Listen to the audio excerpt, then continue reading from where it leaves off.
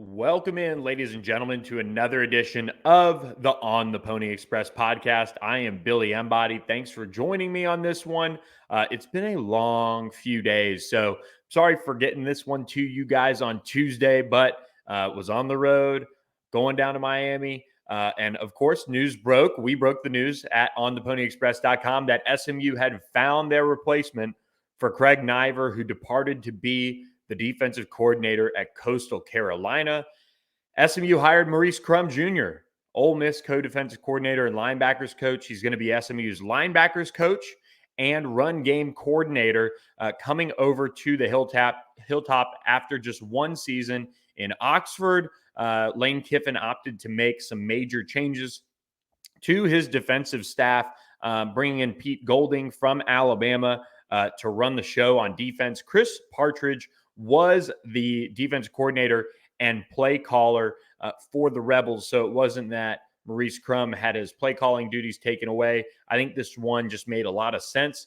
When you had Pete Golding coming in, who coaches linebackers, you get a chance to bring in someone that defensive coordinator Scott Simons really respects and has also continued to see good things out of. He was the Western Kentucky defensive coordinator in 2021 when they were a top 10 defense. Ole Miss hired him to coach linebackers after that. And just overall, he's done a really nice job retooling Western Kentucky when he was there. And they were able to really turn things around and really do a terrific job, which culminated in that 2021 season when they were able to be in the top 10 of passing yards allowed and 28th in total yards. So just a really, really good job. Really nice turnaround there. And is one of the, I would say, kind of up and coming assistants in college football. I think the Lane Kiffin, Pete Golding connection just was too much for them to, not get together and do that. And just add in or add him onto their staff. So made a lot of sense. SMU had been working on this for a while, from what I was told from an industry source. So was able to, work with Ole Miss and get Maurice Crum, who was, available. And SMU was able to quietly get him done.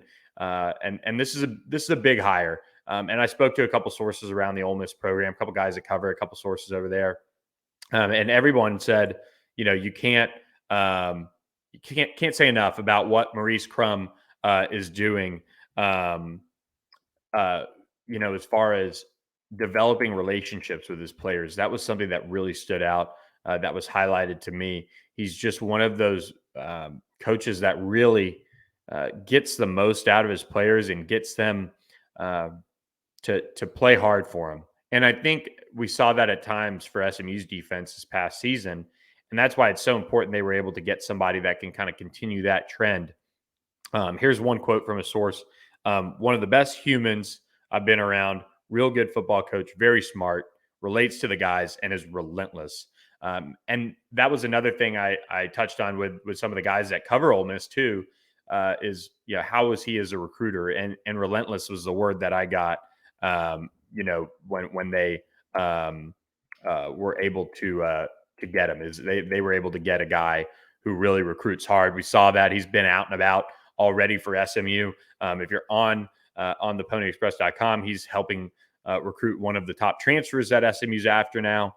So Maurice Crum Jr. hitting the ground running at SMU now. His hire made official after we broke the news shortly thereafter. So this is a big hire for SMU. I like that Scott Simons has another person to bounce, ideas off of when it comes to play calling. Not that I felt like they were really struggling in that regard. They had some really nice, games at certain points. I think they were just, held back a lot by, the talent they had at their disposal and obviously installing the defense for year one. But Maurice Crum has called plays. He's been successful at it.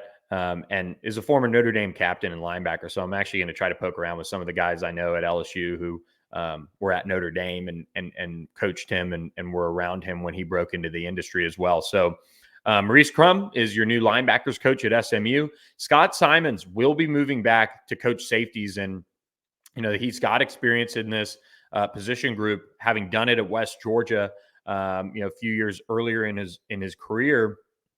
And the safeties do so much communicating in SMU's defense. I think when you look at how bad they were last year, and look, there was talent deficiency. There was, Brian Massey getting hurt in fall camp, set him back from, you know, having the season he would have wanted, I would think. So we'll see kind of how he does this year. We'll talk about the safeties at another point when we preview them. But um, this is a group that did not live up to expectations and has to replace Nick Roberts, who graduated. Brandon Crosley was somebody that they were really impressed with kind of as the year kind of went along and continuing to improve.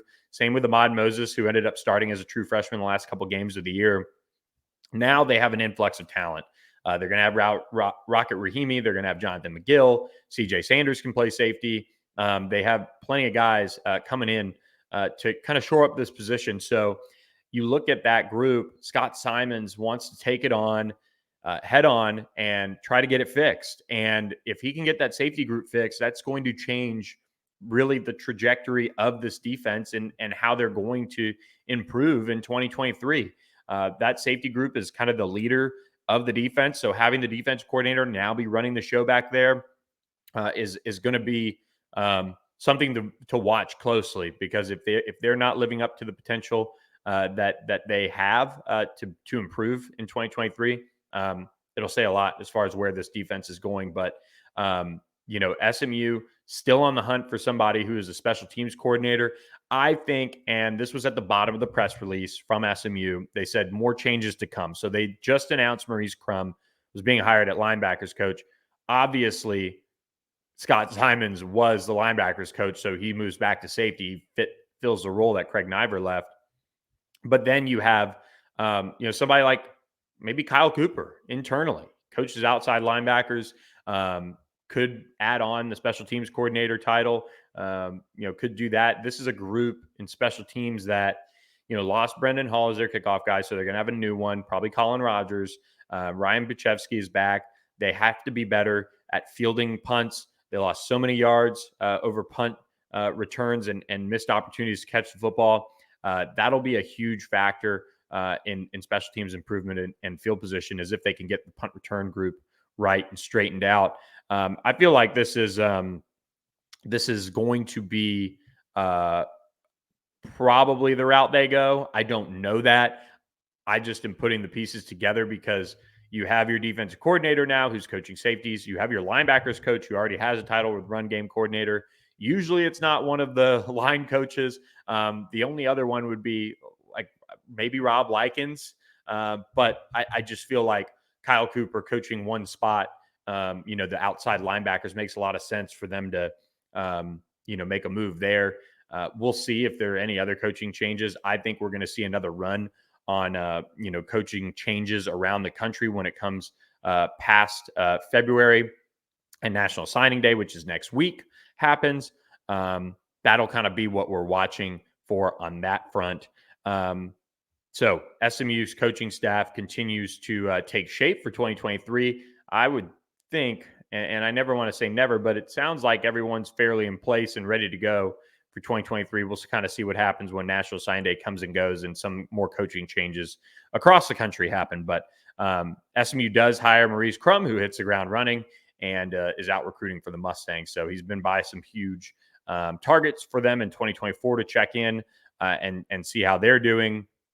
Starting to, build up his, recruiting list to go through at SMU now that he's flipped over to that side of things. So, as many people said, it wasn't Randall Joyner coming over from Ole Miss. It was Maurice Crum. So SMU gets one of the bright young coaches out of the SEC and brings him in, to coach linebackers. I think it's a really, really good hire, and just seems like somebody that has everything you kind of look for, especially looking at assistants in SMU's range.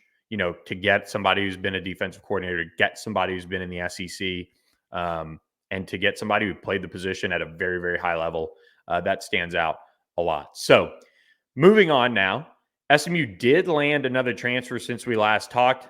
Iowa quarterback Alex Padilla, a Colorado native who's played a little bit of football for the Hawkeyes, and obviously not one of the biggest offensive schools in the country by any means, but he played a good bit over the last 2 seasons. He served as the backup this year before playing in the season finale against Nebraska. Played in 2 games total, 21 of 43 for 173 yards and a touchdown. He was 16 of 33 for 141 yards, a touchdown, and an interception against Nebraska in that season finale. Last year in 2021, he played in 9 games with 3 starts, completing 55 passes, 55 of 112 passes for 636 yards, 2 picks, 2 touchdowns, and he redshirted in 2019 and played in 2 games in 2020. So he has 2 years of eligibility remaining.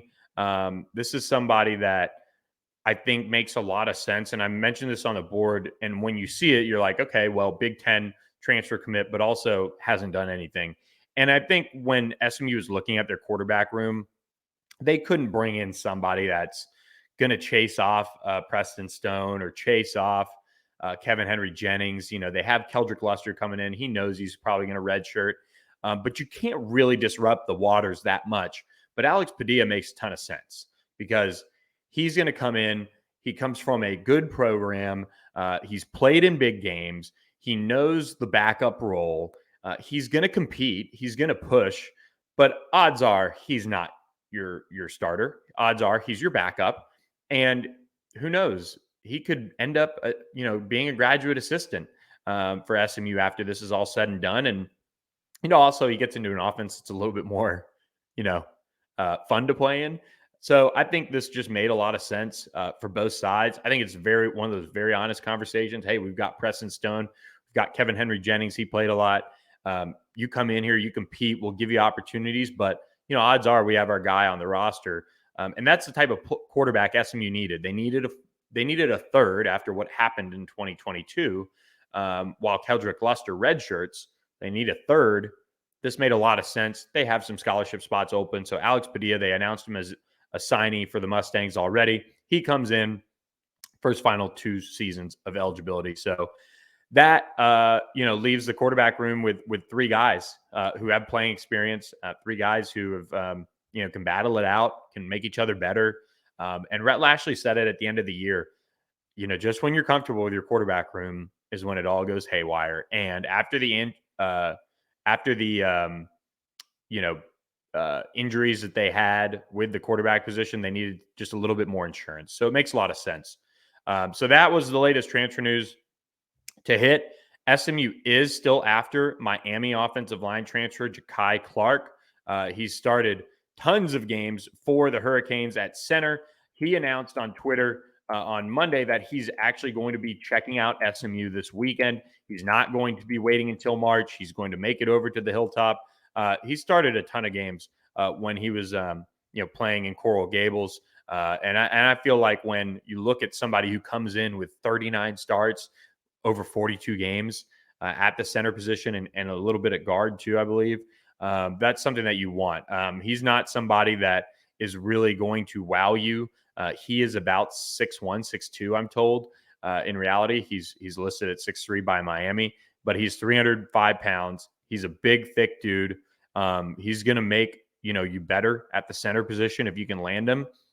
LSU, Missouri, and West Virginia are also in the mix here, as well as others. I think if you're SMU, you're coming into this weekend probably as the favorite, just with your ties with Garen Justice having coached you for so long. So I like where SMU stands heading into the weekend for Ja'Kai Clark. He's going to be the big transfer official visitor that we know of. We're monitoring a couple others, so stay tuned on the message board for that. We're not going to break those on the podcast by any means, but a couple big ones that we're waiting to see those happen this coming weekend. Some huge targets still out there for the Mustangs. But as far as the transfer portal goes, SMU is still looking to address the wide receiver position, still looking to find something at tight end. We know that the transfer portal window is closed, and SMU sees the targets that are out there. There's probably not one in the portal right now that they like at tight end. Kane Barong committed to Coastal Carolina. He was a Notre Dame tight end that they brought in for a visit, but ended up not pressing for. SMU is offered a junior college tight end, Owen Olson, so they're looking at him. They did have Adam Moore, the Miami Northwestern wide receiver, on campus for an official visit. He's more of a hybrid tight end. He's about 6'2", 6'3", 220, 225. So he's kind of a jumbo athlete that SMU likes at that tight end position that they can put out in the pass game, create some mismatches. So I'm interested to see if SMU can get him on board. We'll see if he makes a visit this coming weekend somewhere else. But I can tell you the Mustangs are sitting in a good spot for Adam Moore out of the high school ranks. And that'll do it for signing day. Though that prospect, Adam Moore, out of Miami, is somebody they're on. And then they have Lamadrick Spencer, the Duncanville defensive back, who committed to the Mustangs just earlier this month. And one note I'll pass along on Lamadrick Spencer. I was talking with his teammate, 2025 wide receiver DeCorian Moore, the number one wide receiver in my mind in the class of 2025 already. And he's at Duncanville, and he was saying, Lamadrick Spencer's got some dog in him. He's got some nasty to him. And he was impressed with what he brought to the table as a senior. Obviously, they get to battle all the time in practice, so stands out from that perspective. So just a couple extra notes there for you on Lamadrick Spencer, who's committed to the Mustangs and is going to sign next week on February 1st. I was down at Battle Miami over the weekend, and we have a ton of notes to pass along, but I'm going to do a little bit more in-depth recruiting podcast on Wednesday on that front to kind of give you guys the rundown on who I saw. Lots of top SMU prospects were there. A couple of the teams from Texas were in attendance at Battle Miami for the 7-on-7. So I'll share some impressions on those players and kind of some players to keep an eye on the next podcast when we dive a little bit deeper into recruiting. But on the transfer front, you're looking at linebacker as another need for SMU. They did offer one, I believe it was Manny Nunnery, the Houston linebacker. He just committed to Florida. So that one was a quick one that came on the board and then off the board relatively quickly. And so SMU is still hunting for linebacker. There's no doubt about that. And I think Nick Jackson is one we've talked about at Virginia. Again, we'll have some notes on some big time prospects that they're trying to get on campus as well. And I would imagine Nick Jackson is one of those guys who's still swinging on. So they're still after the safety position. Amir Renwick and Bishop Fitzgerald, the two Coffeyville defensive backs, remain uncommitted right now. So it'll be interesting to see where those guys end up. They are taking their recruitments well into the spring now. I'm kind of surprised they didn't make a decision at some point during the early signing period. They took some official visits before that and just never jumped on board anywhere. So SMU is still after those guys. They're still swinging away. I expect them to be heavily involved with them down the stretch. So those are kind of the positions that we're watching as the transfer portal window is now closed. These guys can still be recruited throughout the spring. They're in classes at their college, and they're trying to graduate in some cases, like Ja'Kai Clark and Drake Metcalf, who we've talked about. And they're also just looking for that next home. So that's kind of how the portal window works. It's now closed. You can't enter. And May 1st to May 15th, you can enter again. So we'll see what kind of players that brings as SMU continues to address this roster. I mean, it's unbelievable what they've been able to do, having one of the top transfer classes in the country.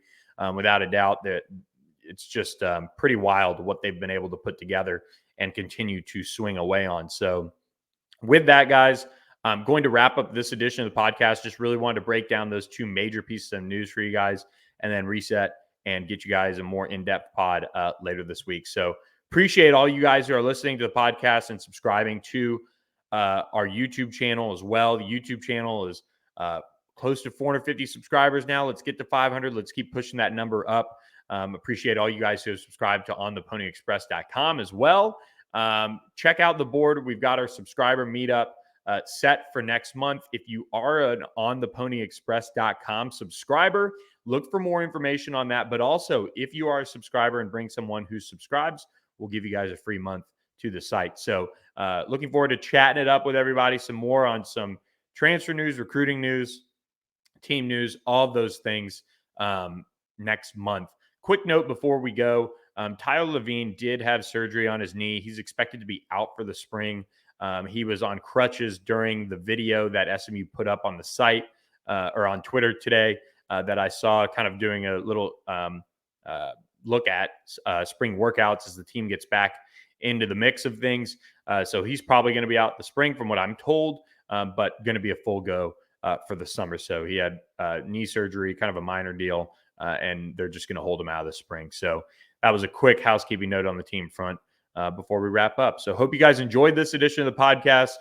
Thanks for listening, and I will catch you guys later this week with another edition of the pod as we go heavy into recruiting with National Signing Day just a week away. Thanks for listening, and we'll catch you next time.